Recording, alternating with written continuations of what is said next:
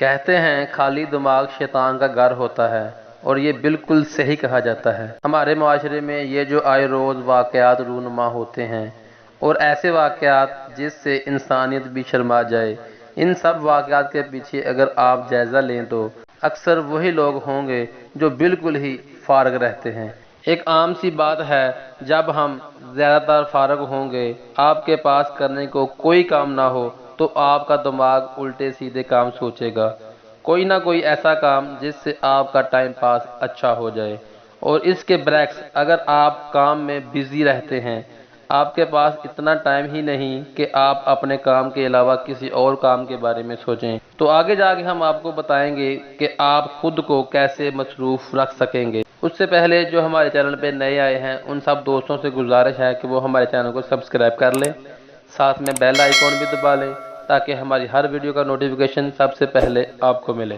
بسم اللہ الرحمن الرحیم۔ السلام علیکم دوستو، امید ہے آپ خیر سے ہوں گے۔ اللہ تعالیٰ آپ کو شاد و آباد رکھے، ہر پریشانی ہر مصیبت سے دور رکھے۔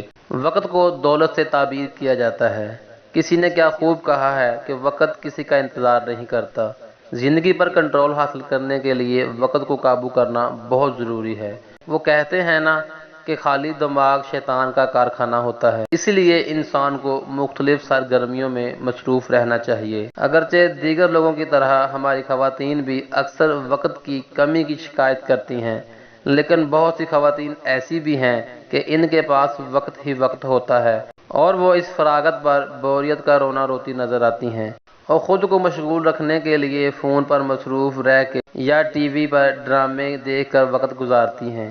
اگر یہ خواتین کسی مثبت اور معاشرے کے لیے فائدہ مند سرگرمیوں میں خود کو مصروف کر لیں تو اس سے ان کی بیزاری کا احساس بھی ختم ہو جائے گا اور دوسروں کو بھی فائدہ ہوگا۔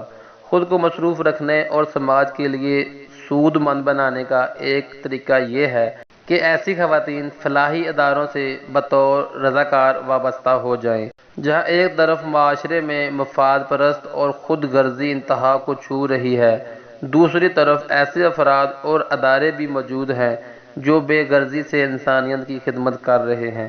یہ ادارے معاشرے کے لیے امید کی کرن ہیں، جو لاچار اور غمزدہ افراد کے لیے سہارا ہیں۔ ہر انسان کا فرض ہے کہ وہ سماجی فلاح و بہبود کے امور میں حصہ لے۔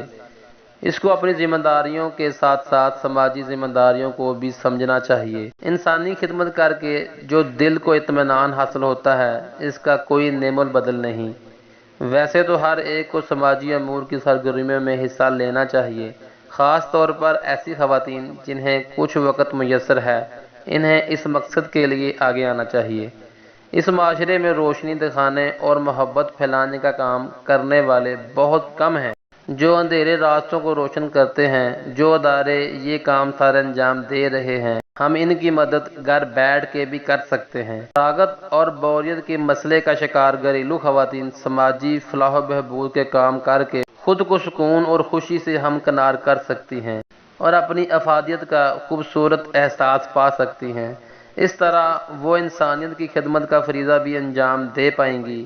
یہ ادارے مختلف خدمات سر انجام دے رہے ہیں، ان میں سے جو بھی خدمت آپ کی صلاحیت یا شوق سے مطابقت رکھتی ہو، آپ اس ادارے سے وابستہ ہو کر اپنے وقت اور صلاحیتوں کو کام میں لا سکتی ہیں۔ ان میں سے کوئی ادارہ بچوں کو مفت تعلیم دے رہا ہے، کوئی ادارہ ذہنی یا جسمانی معذور افراد یا خصوصی بچوں کے لیے سرگرم ہے، تو کوئی صحت کے مسائل سے متعلق کام کر رہا ہے۔ ان کے علاوہ بھی سماجی ادارے مختلف نوعیت کی خدمات انجام دے رہے ہیں۔ گھریلو خواتین، خاص طور پر تعلیم یافتہ اور باصلاحیت خواتین، اگر اپنا فارغ وقت ان اداروں کو دیں تو انہیں مسرت اور ان اداروں کو اچھے رضاکار میسر آئیں گے۔ ہمارے سماج میں ایسے گھرانوں کی کمی نہیں جن کے بچے غربت کے باعث تعلیم سے محروم رہتے ہیں۔ مصروفیت تلاش کرتی خواتین اگر گھر سے نکل کر کام نہیں کرنا چاہتی تو غریب بچوں کو زیور تعلیم سے آراستہ کر کے معاشرے کی بہت بڑی خدمت کر سکتی ہیں۔ یہ بچے تعلیم حاصل کر کے معاشرے کے مفید شہری بن سکتے ہیں، جو یقیناً انہیں پڑھانے والی خواتین کے لیے بے حد خوشی کا باعث ہوگا۔ ہمارے جیسے معاشرے میں جہاں انتشار، عدم برداشت اور تشدد کے مسائل اپنی انتہا کو ہوں، سماج کو جوڑے رکھنے اور اسے بہتر کرنے کے لیے کی جانے والی سرگرمیوں کی اہمیت بہت زیادہ بڑھ جاتی ہے۔ آپ کی معاشرے کے لیے کی گئی یہ خدمت یقیناً ان مسائل سے چھٹکارا پانے میں خاطر خواہ معاونت کرے گی اور کسی نہ کسی سطح پر منہ زور مسائل کے سامنے بند بندھے گا۔ معاشرے کی بہتری کے اس ثمر کو ہم اپنی آنکھوں سے بھی دیکھیں گے اور ہماری آنے والی نسلیں بھی اس کا پھل کھائیں گی۔